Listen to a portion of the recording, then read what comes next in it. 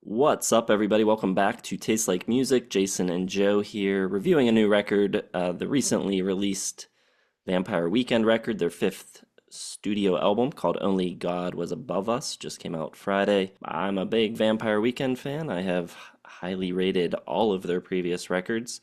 I think the last one, Father of the Bride, was my lowest rated at 4 stars. So everything else, 4.5 or 5. I don't really know how you feel about. I think you like Vampire Weekend. I like them. I don't love them. I've never really fallen in love with any of their albums. Well, like some of their songs. Harmony Hall was my song of the year in 2019. So I like what they do more than I like them. I kind of have an attitude that I don't care for, and just that whole indie rock genre, a little too precious for me, as always. But I think they are very talented, but I've never flirted with having one of their albums in my top 10 before. All right. Well, I'll say for me, Father of the Bride felt like a bit like they were kind of self-consciously searching for something like different. It felt like they were like really trying to push the boundaries of their sound out a bit. It was their first one without Rostam in the band, even though he has, I think, some production credits on that one. He definitely does on the new one. But I think it was them trying to kind of like find a new identity a little bit, and I like that record. I think it is good. Like I said, I had it 4 stars, but it did feel a little like a little too self-conscious or like aware of what the next step was. This one just feels to me like a return to home base for me. There's so many like Vampire Weekend isms on this record. Like you get all the Baroque piano and harpsichord stuff from the first couple records. You get those really like mid-rangey guitar lines that you get on like something like Cousins from the second record.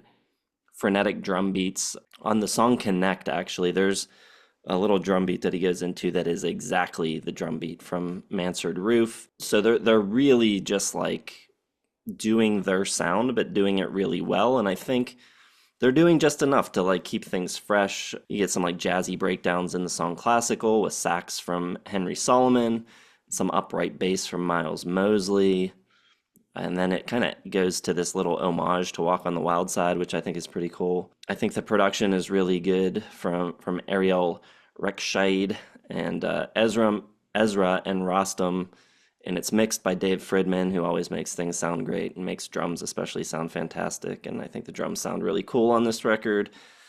And the song Capricorn has his fingerprints all over it, and there's just like this really seamless like marriage of production and song, like where you can't really tell which came first. Like, is he writing to the tracks, or are they building tracks around the songs? And I don't know. There's just a lot of cool sounds and interesting things coming in and out of the mixes. And I think his writing is sharp as ever. I think he writes really good lyrics. And yeah, I think this was.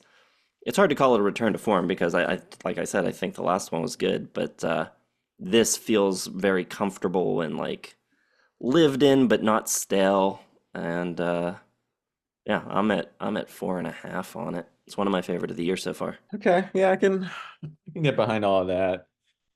I it's tough for me to even remember like the first couple of Vampire Weekend albums. Like I remember songs, but I've listened to them like once and then moved on with my life. I remember I liked Father of the Bride. I was at 4 stars. I don't think I've ever gone below 3.5 or anything. But I believe I like this better than anything else I've heard from them. I don't know, it seems a little less cutesy and annoying and that hipster try hard pitchfork core stuff that is a big turn off for me. And I didn't really get that here. Love the production, love the guitar. Just so many like cool single note like arpeggios and little riffs and stuff. Very tuneful. Really like the way it's mixed. It's very upfront, really comes through right at you. The rest of the playing, pretty magnificent. Love the stand-up bass on a couple tracks. The piano is excellent. All those little extra instruments that they throw in there, I think is really cool. I appreciate the way, they'll use a 12 string and some organ, and they'll throw in some synth bass and just glockenspiel and all this other stuff, harmonica, slide guitar, conga, tambourine. There's just so much stuff going on, and it's all just really well written here. It's a charming album. Classical has a nice jazzy New York spirit to it with that upright bass. You have a nice mix of like new and old school with the Baroque on Capricorn, just that old-fashioned string sound. You got this kind of futuristic siren going on with the guitar playing, a little psychedelic, a little hazy, just a nice blending of styles. And then you have something like Connect, which is very modern sounding. Reminds me of like a Paul Simon song, but with like the production of 1975, or like Carly Rae Jepsen or something modern and hip. Love the arpeggios on that one. Pretty much every song is really good. The Surfer is really cool. Got that like brass interlude, little like Beach Boysy. More great guitar. Gen X Cops is good. Mary Boone might be the only time where it gets a little much. You got that full choir and a little bit of a trip hop beat going on. But I think in general, everything's really good. I love the stand-up bass stuff.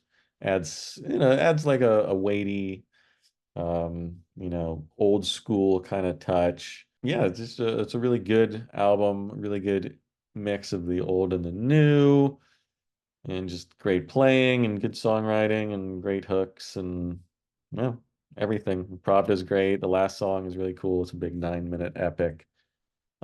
Really cool instrumental shift. We got some horns coming in, some laser beam guitars, very catchy earworm. And yeah, great drum sounds as well. So yeah, it's a strong 4, could be 4.5 by the time it's all over. I think I like it better than the Smile, but I don't want to just like throw out a bunch of 4.5 stars. So I keep going down on everything. Like I keep rating things too highly and then coming down. So I'm gonna rate this one a little lowly and possibly come up. All right, I'll take that. I will say, I think you said this is your favorite. I think Modern Vampires for me is still would be my favorite, but I think, a couple more listens to this, I mean, it's right there. It's very, very good. I think Modern Vampires I have at 5 stars. That's the only one of theirs at 5. I have the first two at 4.5. But yeah, let us know what you think of this record if you've heard it. Drop your opinion in the comments. Hit the like button on the video, subscribe to the channel, and check the video description for Facebook, Twitter, Instagram, and especially Patreon if you'd like to support us further over there. Thanks for watching. We'll see you in the next one.